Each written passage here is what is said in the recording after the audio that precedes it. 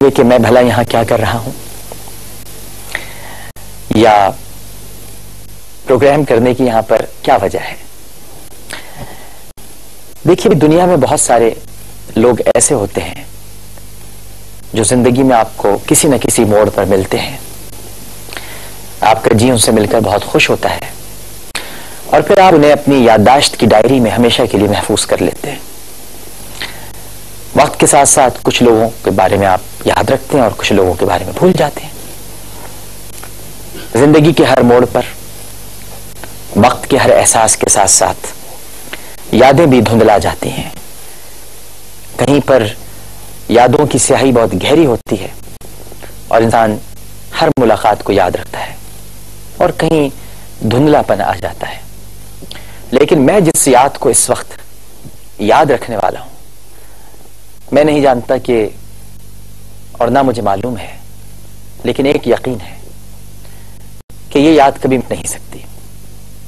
इस मुलाकात ने मेरी सोच को, मेरे ख्याल को, मेरे समझने के नजरिए को एक लम्हे में तब्दील करके रख दिया। हमें भी बड़ा नाज था अपनी सोच पर और अपनी तहकीक पर, अपनी जुस्तजू से बड़ी मोहब्बत है हमें, हम सबको है। और हम सब इस दावे में कभी भी गलत साबित नहीं होते कि हम लोगों को परख लेते हैं, उनको जान लेते हैं। लेकिन कुदरत का इंतजाम कुछ ऐसा है कि वो हमें हर मोड़ और हर आन तालीम देती हुई दिखाई देती है, हमें सिखाती है, हमारी तरबियत करती है कि जो तुम जानते हो वो बहुत नहीं है, बल्कि बहुत कम जानते हो। कभी ये गुमान मत करो कि तुम्हें कुछ इल्म है, हमेशा यही सोचो कि तुम्हें कुछ इल्म नहीं है, क्योंकि तुम्हारी सोचों से बहुत आगे भी एक दुनिया आबाद है जिसे तुम नहीं देख पाते।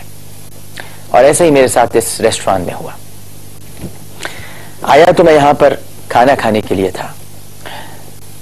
सैन फ्रांसिस्को और सेनोजे के मुख्तलिफ इलाकों में मैं यहां पर मिलाद के इज्तिमा से खिताब करने आया था, और एक मिलादुन नबी सल्लल्लाहु अलैहि वसल्लम से खिताब करके, नातें सुनाकर, हमारी एक फैमिली फ्रेंड है सीमा साहिबा, उनके साथ हम निकल पड़े और उन्होंने कहा कि हम आपको मिर्ची रेस्टोरेंट लेके चलते हैं। हमने कहा चलिए चलते हैं, बदन से दूर कुछ मिर्चों का जायका चख लेंगे। लेकिन जब यहां दाखिल हुए तो यहां तो दीन की मिठास मौजूद थी, और जो तीखापन इस रेस्टोरेंट के नाम में मौजूद है, उसकी मालिकन की मिठास और चाशनी उस सारे तीखेपन को न जाने कब से खा गई है और मालूम भी नहीं हो सका। पहली मुलाकात हुई और जब सलाम दुआ हुई तब भी नहीं जान सके, और फिर जब हमें पता चला कि जो खातून है इनका नाम लीजा है, लीजा समीना अहमद, तो मैं चौंका। मैं इसलिए चौंका कि वो मुझसे बहुत अच्छी उर्दू में बात कर रही थी, और मैंने अपने वतन में बहुत टेढ़े मुंह करके अंग्रेजी बोलने वाले देखे हैं। मैं हैरान हो गया कि अमेरिका में एक अमेरिकन बॉर्न लड़की वो उर्दू में क्यों इस तरह से बात कर रही है, जिसकी उर्दू बड़ी साफ है। यहां तो जिनकी जबान उर्दू है उनकी उर्दू साफ नहीं हो पा रही आज तक। वो हमारे यहाँ तो आज भी अगर अपने आप को मुमताज रखना है तो कुरान को कुरान कहना पड़ेगा, कीमे को कीमा कहा जाए। बहुत सारे कई ऐसे नाम हैं, यानी अगर वो कीमती लाल हैं तो वो कीमती लाल हो जाते हैं। हालांकि लाल भी हैं लेकिन वो कीमती हैं, कीमती नहीं है, जबकि लाल हमेशा कीमती होता है।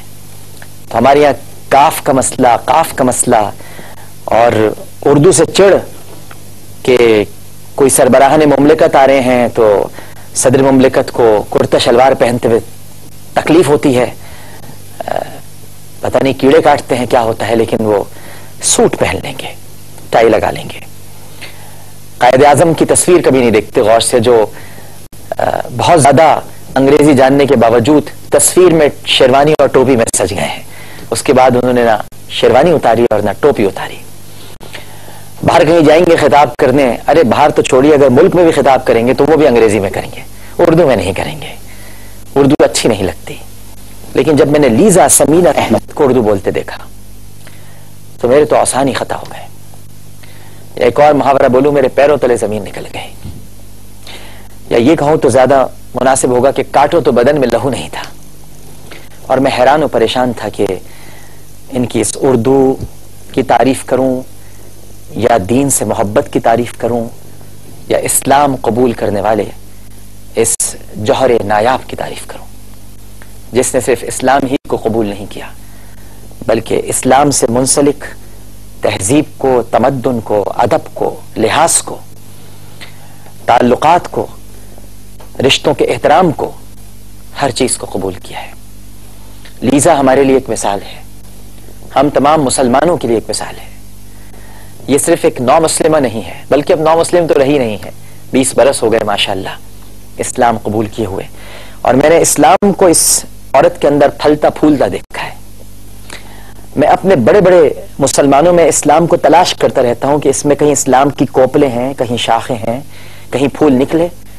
लेकिन मैंने तो इस्लाम का एक हरा भरा शजर यहां मिर्ची रेस्टोरेंट में आके देखा है, और उस शजर पर हर वक्त बहार रहती है, कोई खिजा नहीं है, और उस शजर पर हर वक्त फूल, पौधे और फल निकलते रहते हैं।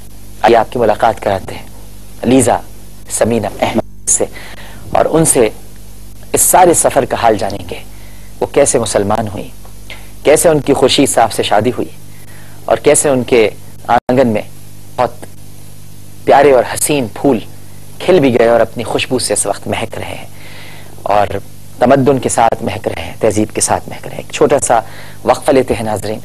वक्फे के बाद जब मैं दोबारा हाजिर होऊंगा तो मेरे साथ लीजा समीना अहमद होंगी, और उनसे हम गुफ्तगू का आगाज करेंगे। हमें यकीन है कि आप सब लोग हमारे साथ ही रहेंगे। अस्सलामु अलैकुम व रहमतुल्लाह।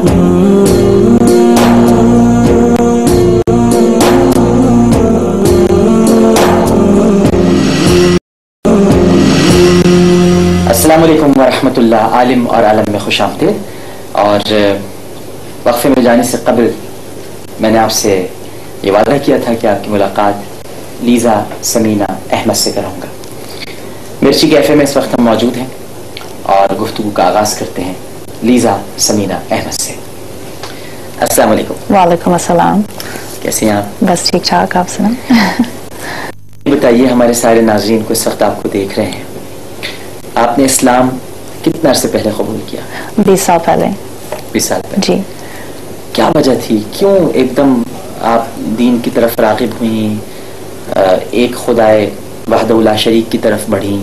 आप तो क्रिश्चियन थी। हाँ जी, शुरू क्रिश्चियन। और आपकी सारी परवरिश एक मसीही घराने में हुई थी। जी। तो ये खुदा की तरफ कैसे आप बढ़ गई, यानी कैसे पहचाना आपने अल्लाह को, कैसे मिला आपको अल्लाह?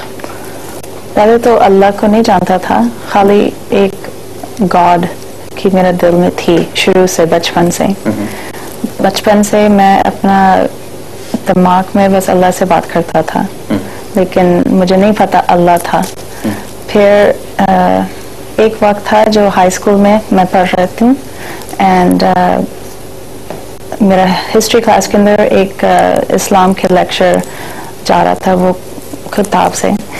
तो फिर मेरा जो हस्बैंड है वो मेरा फ्रेंड था उस वक्त रेस्टोरेंट के अंदर, तो मैं जाके उससे पूछता था दैट इस्लाम क्या है, मुझे और समझा लो, मुझे इंटरेस्टिंग लग रहा है। तो हमारा ऐसी बातचीत शुरू हो गई। तो उसने मुझे काफ़ी समझाया दैट उनकी जो रूल्स है, जो रेगुलेशंस है, और जो बेसिक इस्लाम उसने मुझे समझा दिया। फिर जब स्कूल जाता था तो I was first to answer questions. तो उसके बाद मेरा बेसिकली इश्क हो गया, मेरा इश्क हो गया जी टीचर से, वो हस्बैंड जो है। और उसने मुझे, उससे पहले तो खुदा से इश्क हो गया था ना आपको? बिल्कुल बिल्कुल, खुदा से इश्क हुआ, उसके बाद फिर आपको उसने मुझे खुर्शीद साहब से इश्क हो गया। बिल्कुल, एग्जैक्टली, पैदा हुआ ऐसा। अच्छा, तो फिर आप जाहिर है कि ये तो पैदा हो गया, इश्क मारिज़ वजूद में आ गया। जी। उसकी मारिज़ वजूद समझी क्या मतलब हुआ? जी। हाँ? आती है जी। मगर हमारे वालों को नहीं आती हंसी। ये बड़ा मसला है। नहीं। तो ये 20 बरस आपकी शादी को हो गए और फिर आपने इस्लाम कबूल किया। आपका निकाह कैसे हुआ? निकाह हुआ बड़ी सिंपल। हमारा घर में थी और 20 लोग थे और मैं एक कमरे में थी और मौलवी ने मुझे पूछा था, पहले मैं मुसलमान हुआ, मैंने कलमा पढ़ लिया और किसी ने मुझे लाइक समझा दिया दैट आप ये बोलो और ये मतलब है। तो फिर मैंने दिल से कलमा पढ़ लिया और फिर उसके बाद मेरा निकाह हो गया। निकाह हो गया जी। खुर्शीद साहब कैसे हैं आपके साथ?